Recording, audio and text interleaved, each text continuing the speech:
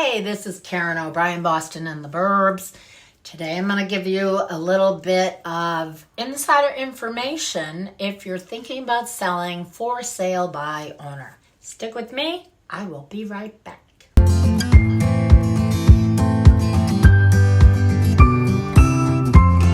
I have 17 good reasons why you can leave money on the table if you decide to sell your house as a for sale by owner or FSBO.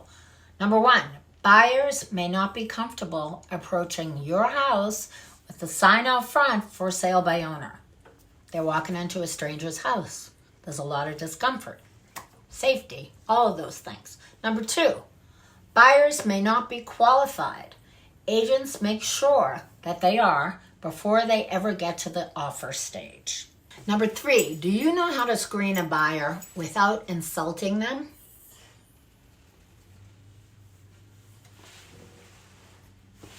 Number four, open houses with the owner present keeps potential buyers from sharing their concerns.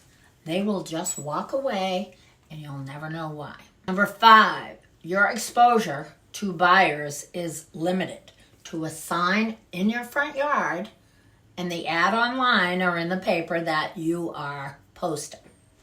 Number six, are you a marketing expert? Your agent is.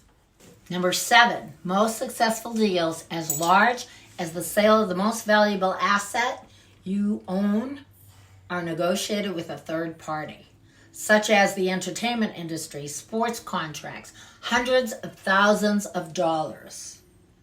Why do you think you can do it yourself? Number eight, the price from market history comes from sales that involved a realtor, not other for sale by owners prices.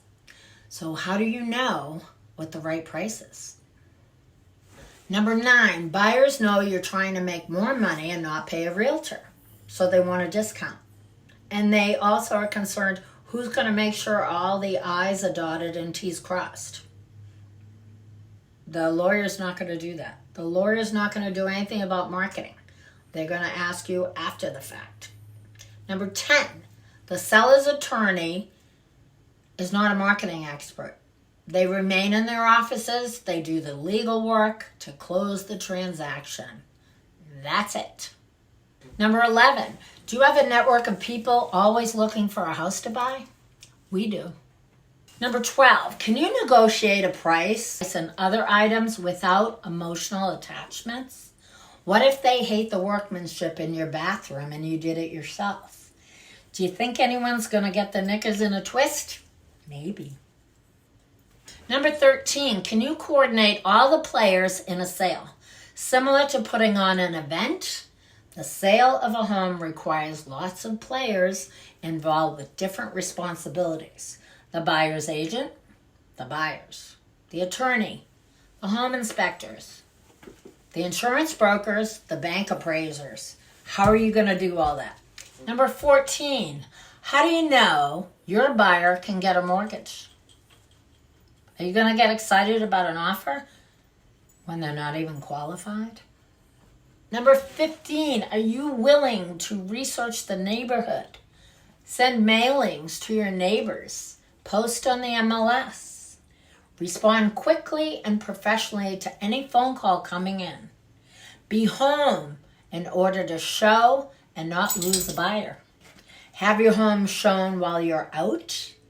Keep track of people walking through your home without making them feel nervous. Get unbiased feedback about how your home is presenting to the public.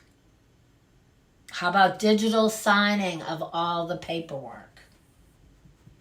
You familiar with this? Number 16, will you accept calls any time of the day or night? You know, we're usually available 24/7. At least we call back fast. Number 17, did you know the owner of the website forsalebyowner.com, after failing to sell his $2 million home in New York City in 6 months on his own, he hired a real estate broker to sell it, and it sold over asking price. Again, it's a free country. You can represent yourself in court. You can do your own taxes. But why would they be professionals unless they have proven to save you money, time, and cover angles that a novice just cannot learn in one transaction?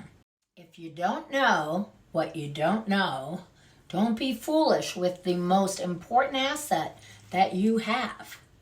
And thanks for watching. Have a great day. Watch my videos, Boston and the Burbs.